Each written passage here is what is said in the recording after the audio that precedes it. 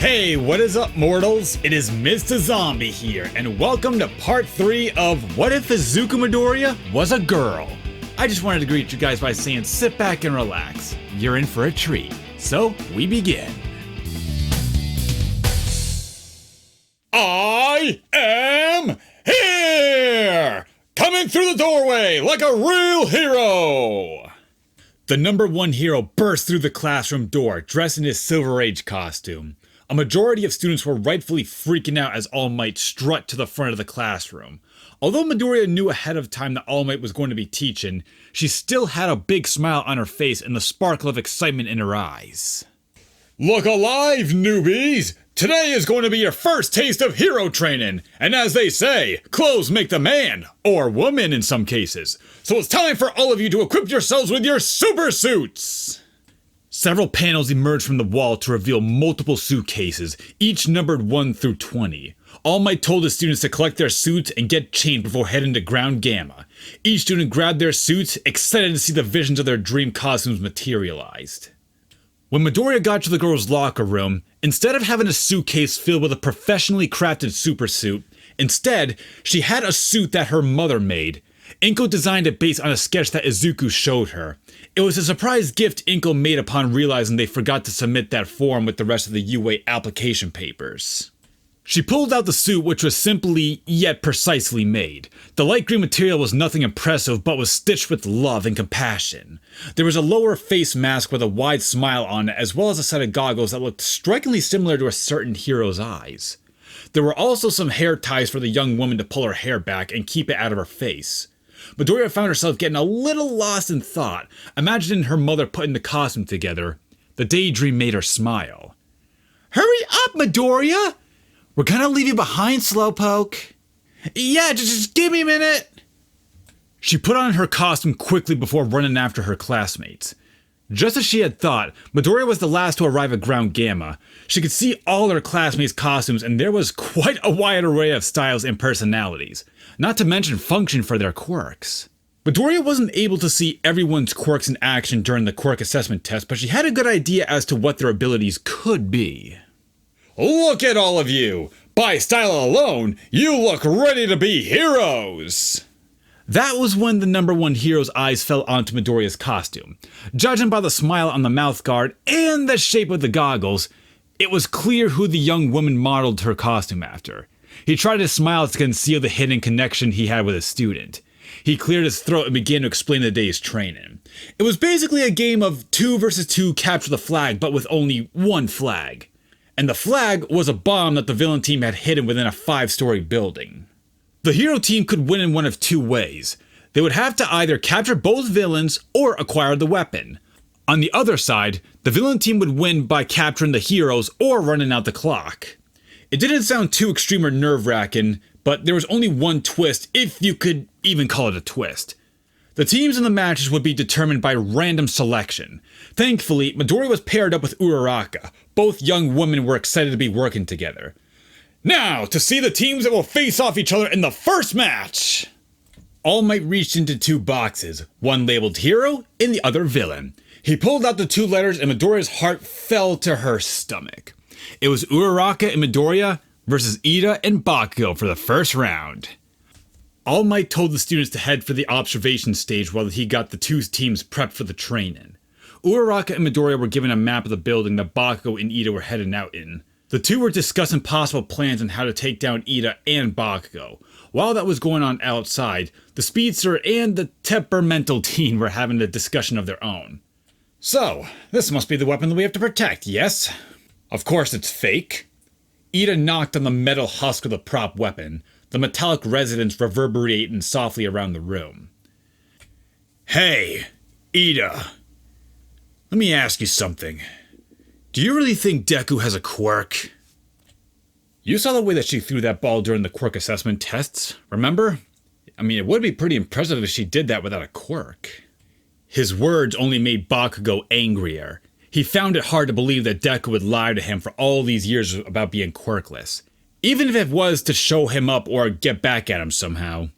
Maybe Deku was simply a late bloomer? He heard about people like that. Young teenagers developing quirks as they were going through the natural changes of puberty, But Deku was older than those kids in those classes. There were many things not lining up here. That bastard has some explaining to do. Even if I have to beat the answers out of her, I'll find out why she suddenly has such a powerful quirk.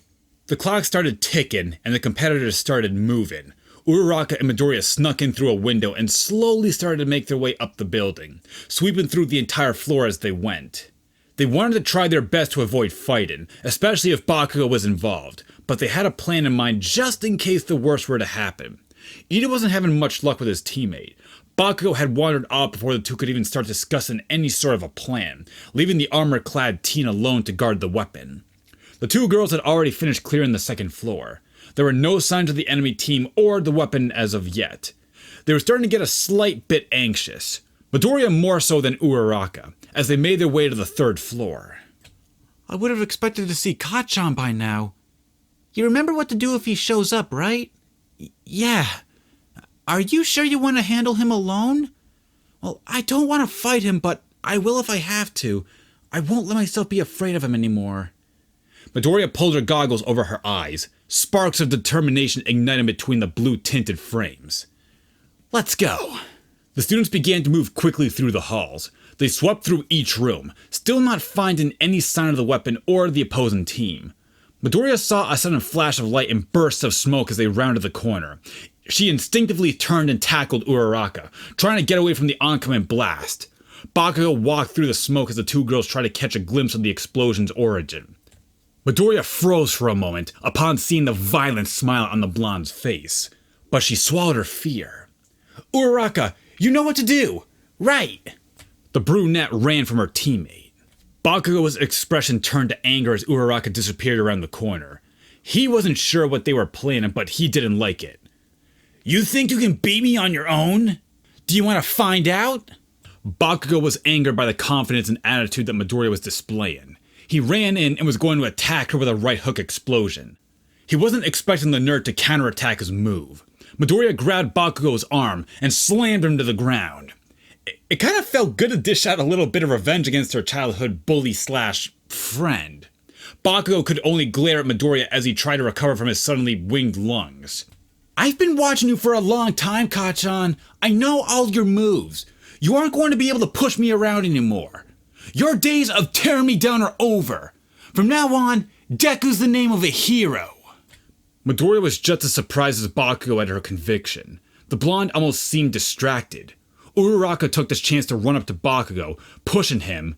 The attack, if you could call it that, didn't do anything in terms of damage, and it wasn't even a good diversion, but it was exactly what Midoriya and Uraraka planned. Just as Bakugo turned to Uraraka and blasted her, the brunette did her best to block the attack, but was still thrown back and slightly burnt. The opposite yet equal force from the explosion caused Bakugo to go spinning through the air as he floated towards the ceiling. What the actual hell? Midoriya helped Uraraka to her feet, seeing that her injuries weren't severe. She was thankful for that, and so was her teammate. Nice work, Uraraka! Not too bad yourself, Deku! Midoriya's face turned a little red at the sound of hearing the childhood taunt in an endearing manner. She turned her attention to the angry and floating blonde. You hang tight there, Kacchan. We'll be back later. Bakugo watched the two extras run out of his line of sight. He thought he heard them giggling, but that might have been an illusion from his boiling rage. How did that damn nerd counter my attack? She's never been in a fight before in her life. Wait, hang on. That hero notebook of hers. Did that nerd take notes on me? Oh, that stalking little... She is so dead! After launching himself off the ceiling, Bakugo worked on understanding how his mobility was affected by Uraraka's quirk. It was awkward and disorienting, not to mention slow. He was going to get back at that round-faced girl for doing this to him. But Bakugo, what's going on down there? Just keep protecting the weapon, dumbass! I can take care of these two myself! Bakugo ended the comms transmission as he continued his pursuit, using small explosive bursts to propel him. Bakugo? Are you still there? Answer me! Not much of a team player that guy is. Since he wasn't going to be getting any help from his angry Pomeranian of a partner, Ida, embodying the spirit of villainy, began to work on his wicked and evil plans, as well as his vile monologue. Back with the hero team, they had arrived on the 4th floor and began their sweep, splitting up to cover the more ground. You find anything? Nothing. You? Me neither. And I haven't seen Ida yet. One floor to go, and that's where we'll find the weapon. Even though it isn't likely, we don't know if Ida formed any kind of strategy with Kacchan. Let's keep our guard up. Right. Let's go.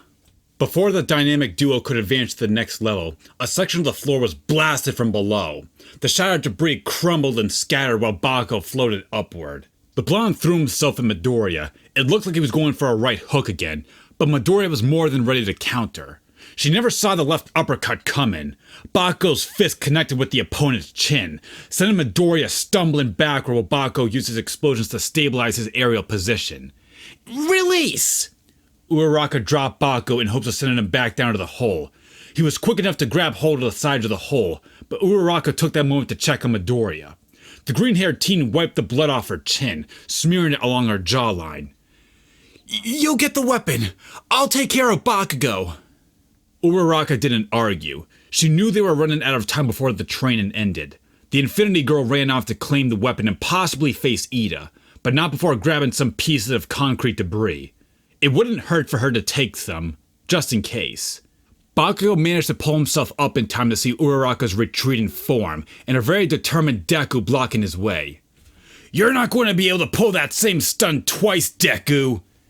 Then it's a good thing I got more tricks up my sleeve. Midoriya didn't have any plans up her sleeve.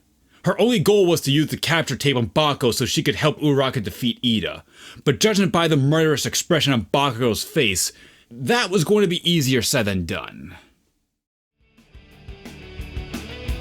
Thank you all for sticking around, and I hope that you enjoyed. Before you leave, we would like to let you all know that We the Celestials has many other channels for your entertainment and viewing purposes.